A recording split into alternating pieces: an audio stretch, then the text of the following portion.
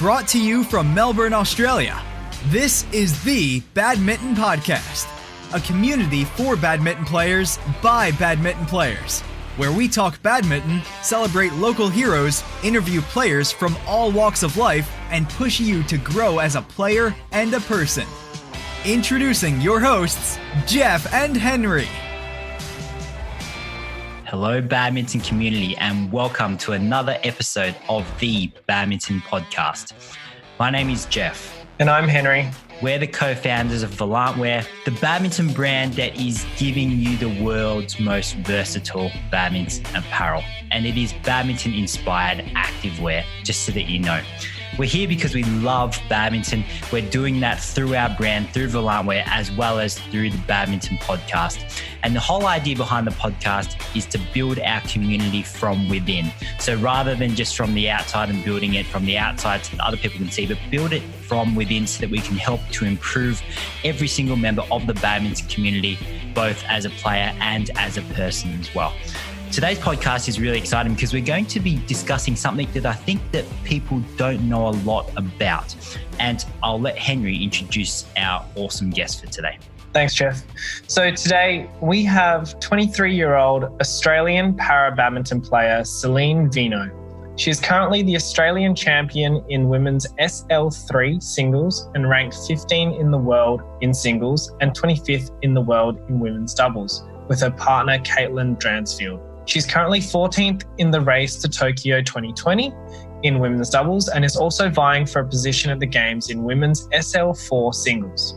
She's half French, half Australian, and can speak French fluently, loves music and sport, and is currently studying a Bachelor of Exercise Science and Business at the Australian Catholic University. Growing up, I've played a lot of sports, but never really got into para-sport until I started playing para-badminton. So I never really had that community of people who had disabilities like me.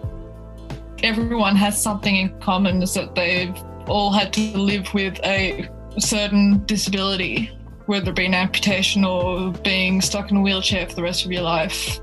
Everyone has their own story. Welcome onto the podcast, Celine. Thank you very much for having me on. So just to go back a bit, Celine, briefly, I mentioned that you're in SL3 singles and you're also vying to get into SL4 singles. Just for, I guess, myself, Jeff, and the rest of the audience, can you please explain what SL3 and SL4 actually mean? Yeah, of course. So there are 6 classifications in para-badminton. You've got 2 wheelchair classifications and 4 standing. It's just based on your disability or impairment, basically. So the 2 wheelchairs, if you want me to go through all of them one by one. Sure, that'll be fine. Yeah. Yep. So wheelchair 1, you've got impairment in both lower limbs and you've got impairment in your trunk function, so you're not able to lean back in your chair as much. Wheelchair 2, you can have impairment in both legs or you can have an amputation, and you don't have minimal impairment in the trunk. SL3 is the first standing class, which is my classification, but I'm half-half with SL4 at the moment. So SL3 is impairment in one or both lower limbs, poor walking / running or balance issues. SL4 is lesser impairment, so it's kind of same type of disabilities but lesser impairment, so you're able to walk, run with a little bit of an impairment. SU5 is impairment in the upper body, so amputations, arm amputations, that sort of thing. And then you've got the short stature, so anyone who's got a genetic condition such as dwarfism, if that makes sense. Yeah, absolutely. So with the SL3 and SL4, I guess from my perspective and just listening to that, how do you actually rate that ability to walk and run and that impairment? How do you fit into SL3 versus SL4? So every athlete that tries out for para-badminton has to be classified. Mm-hmm. So you go through a classification process at your first international event. So you have a doctor and a physio assess you, so you've got a medical examination. And then they take you on a badminton court and have a look at your movement, to what shots you can or can't get to, and they base that decision on what they find and how they assess you. Sure. Yep. So everyone's completely different, which is can be hard to assess. Yeah, absolutely. And do they sometimes change between the two? So sometimes do they have to revise it just based on what maybe it's a little bit different the next tournament? Yeah, so that actually happened to me when I first got classified. So I was classified as an SL4 because of my cerebral palsy. Then they had a look at me and watched me when I was playing my first game or first match on court, and then they changed me to SL3 because my movement wasn't as good on a full court as they originally thought. Okay, sure. So the race for Tokyo 2020 at the moment is in SL4 singles? Yes, yeah. Yeah. Is there an SL3 category for the games? No, there isn't. So we've got 22 classifications overall over the 6 classifications, and they've only got 14, 15 events because we've only got 90 slots in the Paralympics for every single classifications, if that makes sense. Yeah, absolutely. So when you're playing international tournaments at the moment, are you playing more SL3 or SL4? Well, before the World Championships, I was playing SL3 because I was able to qualify for SL3 for the World Championships. And then I had a chat to my coach and said, if you want to try for Paralympics, you have to play at least 3 tournaments as an SL4. I said, why not? If I want to try for the spot, I may as well play SL4, which is a different game completely to SL3. What are some of the differences in skill level between the SL3 and SL4 players? Skill, there's not much difference. It's just the court which changes between SL3 and SL4. And it's the same with wheelchair. So wheelchair players play on a half court, same as SL3s. Oh, okay. So when you guys train, you probably play on a half court, just clearing, and that's same as warm-up. We play that as a full match. Yep, sure. And tram lines are in? Tram lines are in, yep. Wheelchair rules are different, is that the service line to the net is actually out. Okay, for everything, not just the serve. Not just the serve, everything and same with doubles for the wheelchairs, everything from the service line to the net is out of play. Mm-hmm. Oh, okay. And Celine, just to rewind back, you briefly touched on the reason why you are classified in SL3 and SL4 being that you have cerebral palsy. And for the audience, would you be able to just give us a brief definition of what cerebral palsy is and how it affects you? Yeah, okay. So I was diagnosed with cerebral palsy when I was born.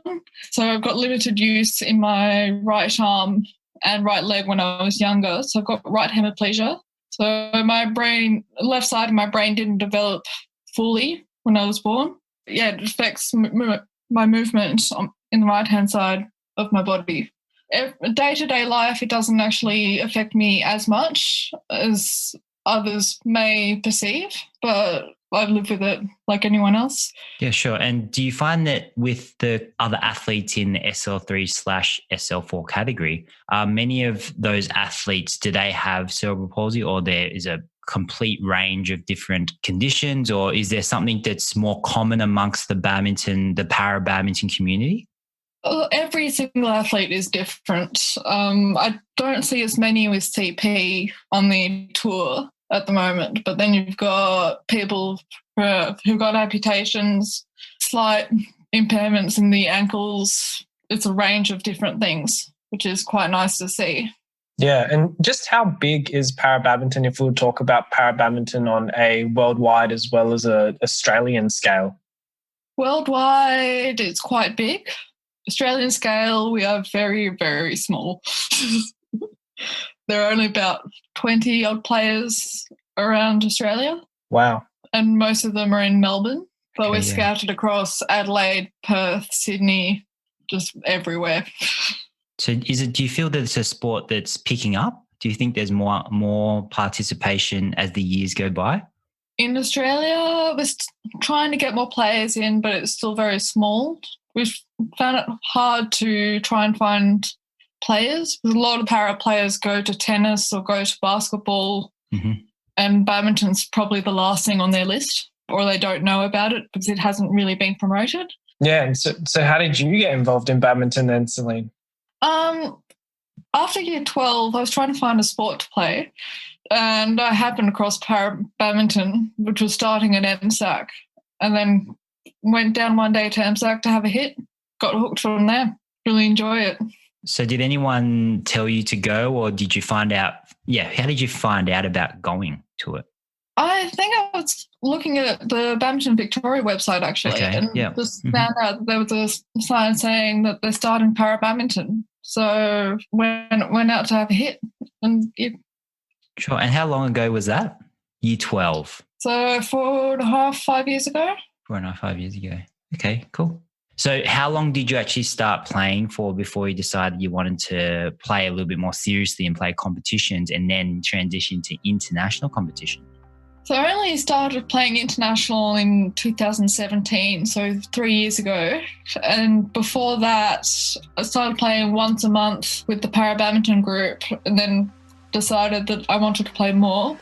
So I looked at different able-bodied group badminton clubs, mostly at MSAC because it was easiest for me to get to, and started playing with able-bodied clubs because there was only one para-badminton club in Melbourne and everyone seemed to accept me.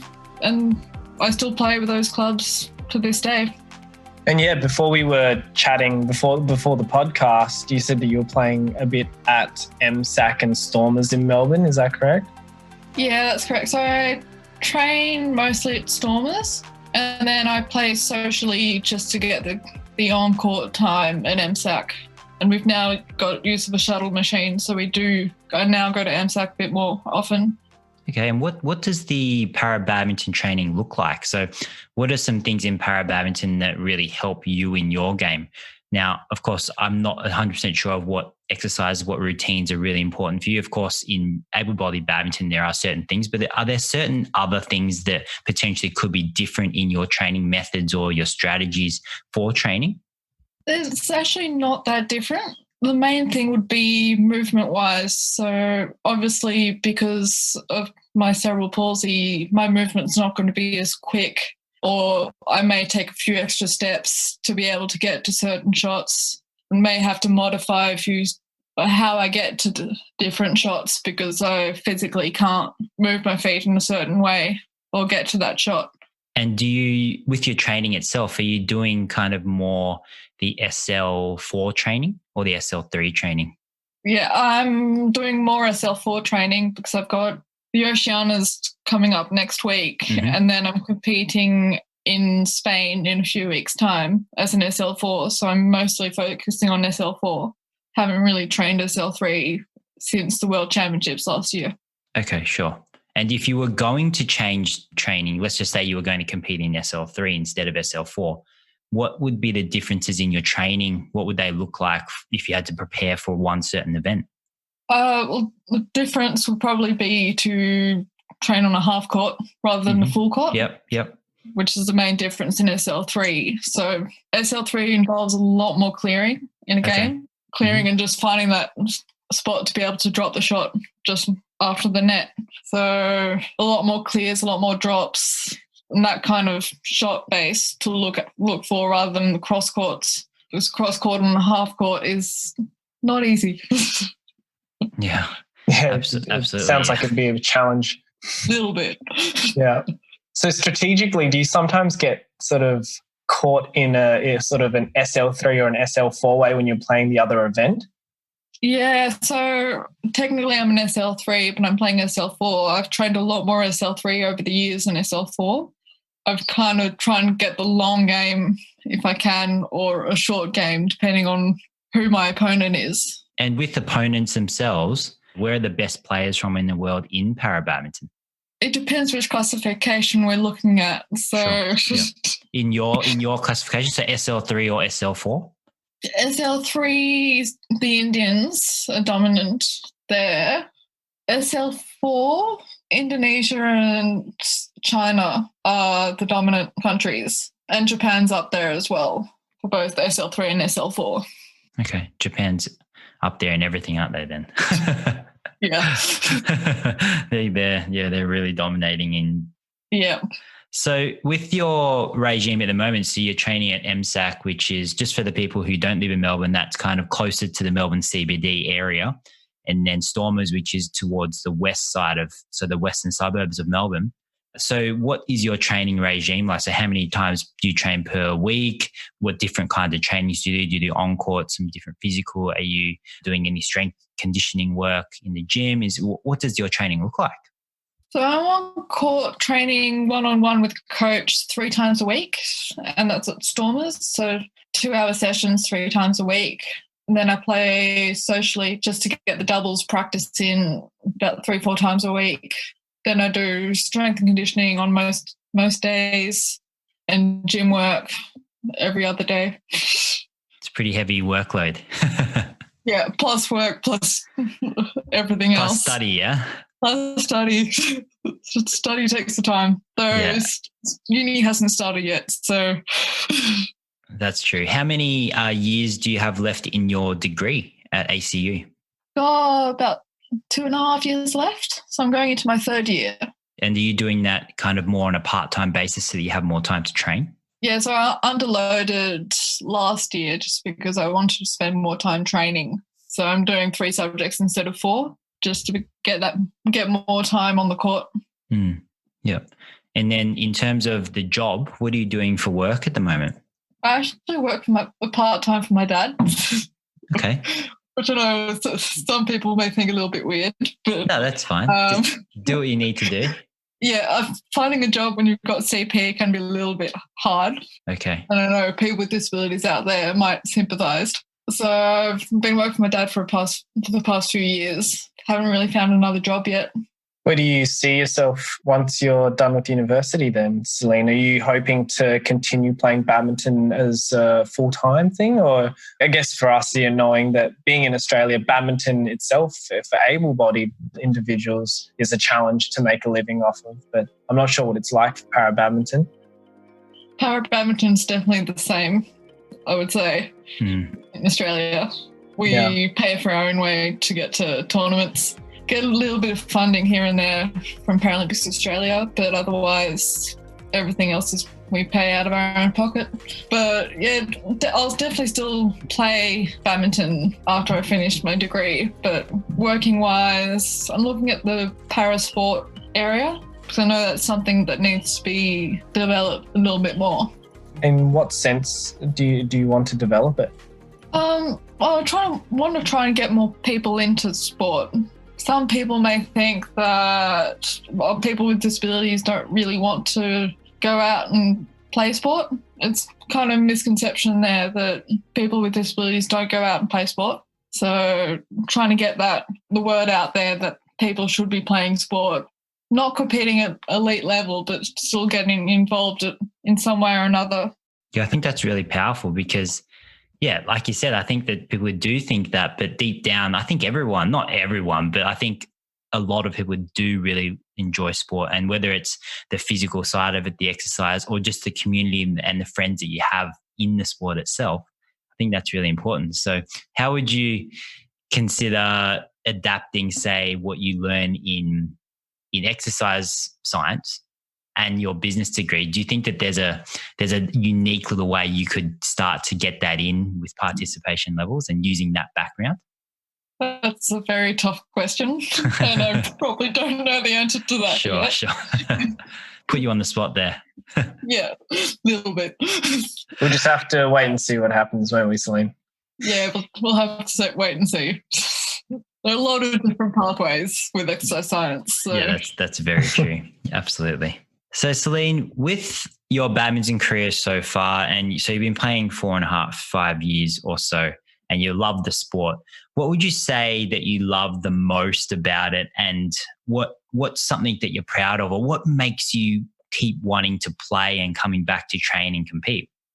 I think mostly the community in para-badminton is what keeps me in the sport, just because everyone gets along, everyone knows each other. When we go out to internationals, I spend half my time with the French team just because I can speak French. Because you can speak French, yeah. But yeah, everyone gets along, even off court, everyone mingles, which is great. that's the main reason that I keep staying, and I love the sport. Absolutely. And how do you think it's impacted your life? So you love the community, you love going internationally, seeing all your friends, everyone has this camaraderie about them, even though you're competing against each other. How do you think it's impacted your life? Do you think you've learnt a lot of lessons, for example, through badminton? I've definitely learnt a lot through playing badminton. Growing up, I've played a lot of sports, but never really got into parasport until I started playing para-badminton. So I never really had that community of people who had disabilities like me growing up. So I would always mingle with able-bodied, and all my friends don't have disabilities, so don't really understand what it's like to live with a disability, learn new things and do things differently with a disability than you would do with two hands, for example. Yeah, that's one of the main things, I would say.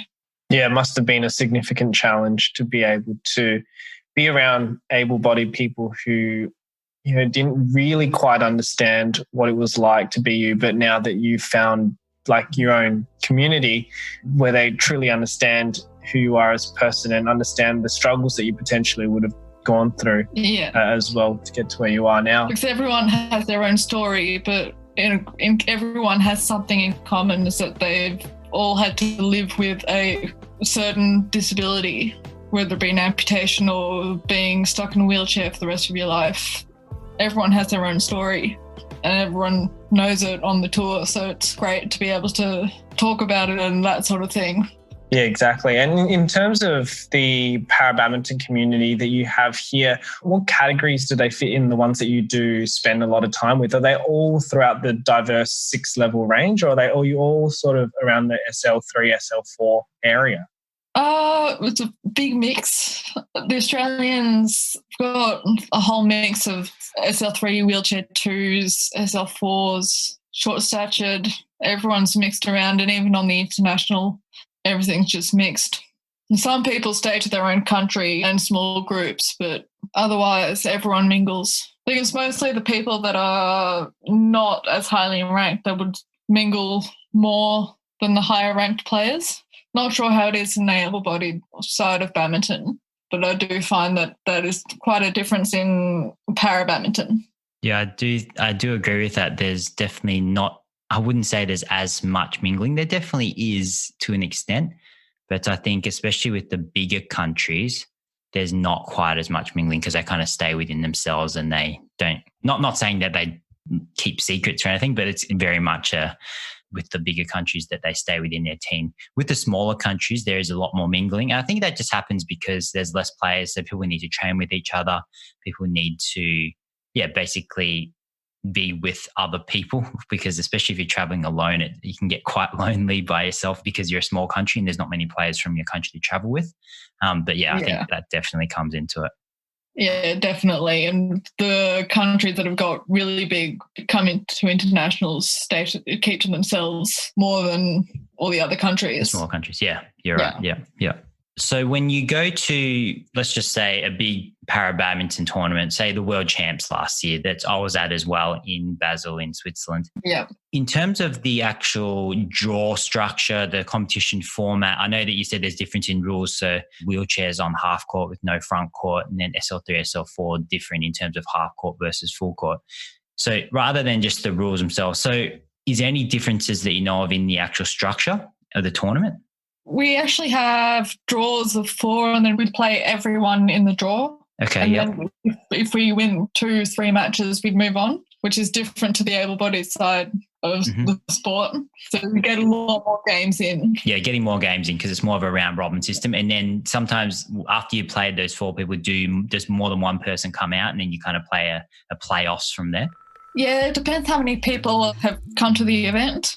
I think World Championships, the men's SL3, they had about 30 odd entries. So they had big draws. And then they had, I think, round of 16s, and then quarters, semis and finals. So there'd be a lot more games in men's SL3s than, say, women's SL3s. There are a lot more people in that event.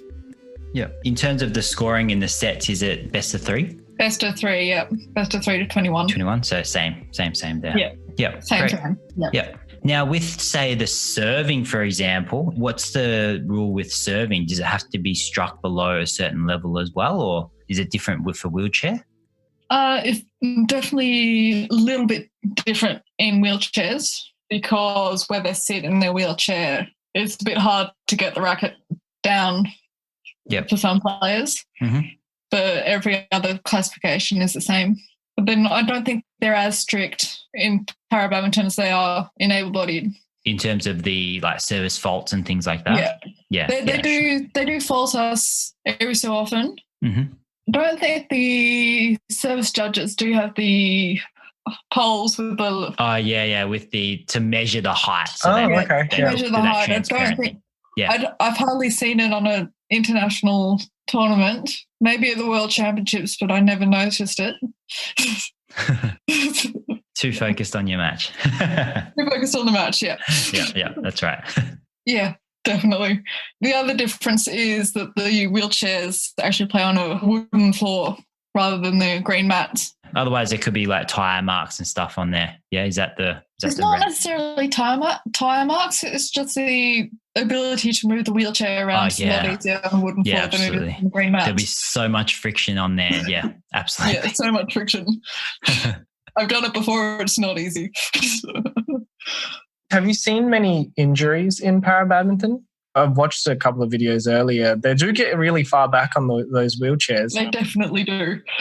Is it a common cause of injury, just falling off backwards when going backwards? I don't think I've ever seen someone fall backwards in a match. They are strapped into their wheelchairs. So... Yeah, I remember watching some clips and they're literally lying back to get the clears. Yeah. Some of them have got really good flexibility. Yeah, I can imagine they'd have to have good flexibility to be great at the sport. Yeah.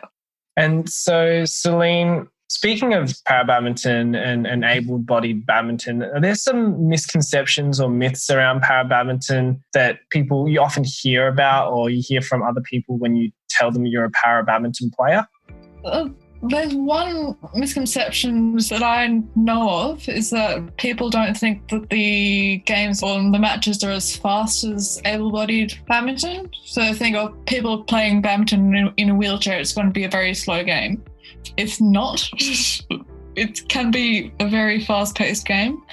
If you look at the top players, their games can go really, really fast. I think that's one of the main misconceptions I see. And then the other one I often hear about is movement-wise with the standing players, that, they're going to be slow on the court. They can't get to that shot.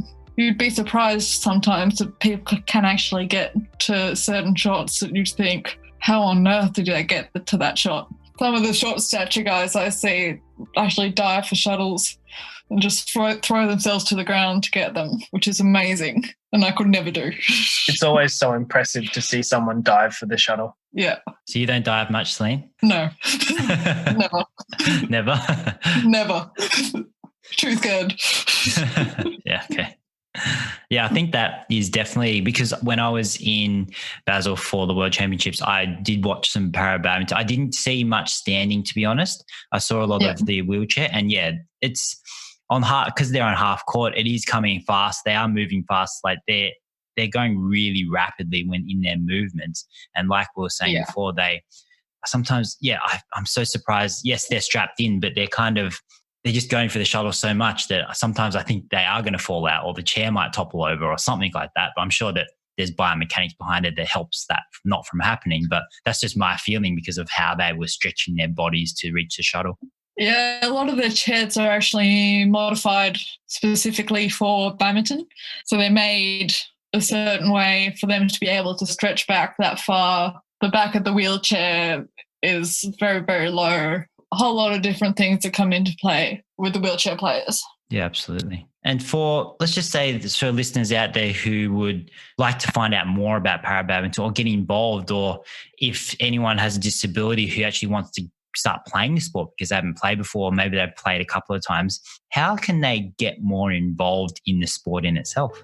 My advice would probably go have a look at the Badminton Australia website, and then there's a tab, I think, I know they've updated the website recently. There's a tab saying para-badminton, and then you click a link and you go to whichever state you're in and go to their website, and there'd be information on para-badminton and how to get involved. There are a lot of come and try days as well with different organisations that some of us go to just to get people into the sport and try it out for a day. And if they like it, they can get some information from us and they can come and join a club, for example. Yeah, cool.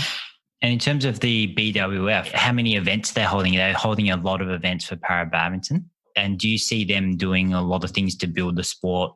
So not just within Australia, so that people listening overseas, do you know of any other ways they could get involved? Not quite sure about the BWF, because obviously it's a bigger organisation. I think a lot of the shuttle time now does involve a little bit of para-badminton. Mm-hmm. They do a lot in the African countries with para-badminton, because obviously the access to wheelchairs and all that sort of thing, a lot of those countries don't have access to wheelchairs and to modifications. The simple prosthetic as well, a lot of countries don't have access to those. But I think BWF does do a little bit to promote para-badminton, which is good. We want to get more people in the sport. Yeah, absolutely. We do want to build the sport, and I think that's something that we hold close to our heart as well. So not just able-bodied badminton, but all badminton, so para-badminton included, and bringing that sport to the forefront, because it is such a well-played sport. So a lot of people actually play it. But yeah, to be honest, I think not many people know about para-badminton, and that's why we wanted to have you on this podcast, so that we could kind of dispel some of the myths and get into it a bit, go into some classifications, because I've learned a lot from this podcast in itself, and I hope the listeners have as well. So, Celine, we are just wrapping up here for this episode of the podcast. Now, is there anything else that I or Henry haven't asked that you think, hey, they should ask this, or I've got a little bit more to give that could be important for the listeners? I'm actually not sure. Just a bit off the bat there. No, I don't think so. I think I've covered everything. That's absolutely fine. If people have questions, they're welcome to contact me and ask questions about it. Yeah, sure. So if someone was going to get in contact with you, or they wanted to follow your progress to see how you're doing in your matches, your tournaments, and your qualification for Tokyo this year, how would they stay in touch with you? So I've got a Facebook page an athlete Facebook page, and an Instagram account that's linked to my athlete Facebook page. So people can contact me there if they're interested. Sure. And they'll just search your name? Yep. Great. Fantastic. So for you listeners out there, if you want to get in touch with Celine for a hit, or you want to support Celine, then do type Celine Vinot into Google, CelineVinot. I think we've learned a lot today on this podcast about para-badminton, and it was great to have you on, Celine. So we thank you again for coming onto this podcast. Thank you very much. I think for us, it's great to see another individual that loves the sport as much as we do. Badminton is a sport for all. It should be accessible to all. And it is a really great sport for, able-bodied people, as well as people involved in para-badminton like Celine as well. So thank you all once again for joining us on this episode of the podcast. We will continue to bring on very special guests, just like Celine today, that come from all walks of life, that still share that same passion, that same love for badminton as we do. We're here because we love badminton, and that's why we talk so much about it. It'd be funny to see how many times I actually say the word badminton, and we say the word badminton in this podcast. I think it'd be off the charts. But that's just a side stupid note that I just thought about, because I just feel like I'm saying the word over and over again, badminton, love badminton. But that's what we're about. So thanks again for tuning in. Make sure you share the podcast with people that you love, and people who love badminton as well, and also people who potentially aren't really playing badminton or don't know much about it, because we're here to grow our community both internally, so the people who play already, but also invite people to our tribe because, as Henry said, it is an all-inclusive sport, and we do think that the health benefits, the fun benefits, the community benefits of the sport are so invaluable that we just want to share that with everyone. So once again, make sure you follow Celine and her progress, because hopefully she'll be representing Australia at the 2020 Tokyo Paralympic Games. And from all of us, thanks so much for tuning in. And if you want to connect with us, you can connect with us via Instagram, Facebook, YouTube, LinkedIn, and TikTok via our social media handle, Volantwear, VOLANTWEAR. And also you can find us on our website, www.volantwear.com, Volantwear. And yeah, check us out. And one more thing to know before we close this podcast, we have had quite a few people contacting us, giving us feedback on the podcast, asking for specific topics to be covered on the podcast as well. We love them. We read every single one, and I'm pretty sure we replied to everyone because we love to, and we love hearing from you. So make sure you do get in contact if you've got an idea, and we'll discuss it. We'll try to build on what you want, and we can have a few Q&As even to discuss some of the topics that you need. See you on the next one. That's all from us, and we'll see you on the next podcast. Thanks, guys. Bye. Bye. This podcast was brought to you by Volantwear, the most versatile badminton apparel you'll ever own.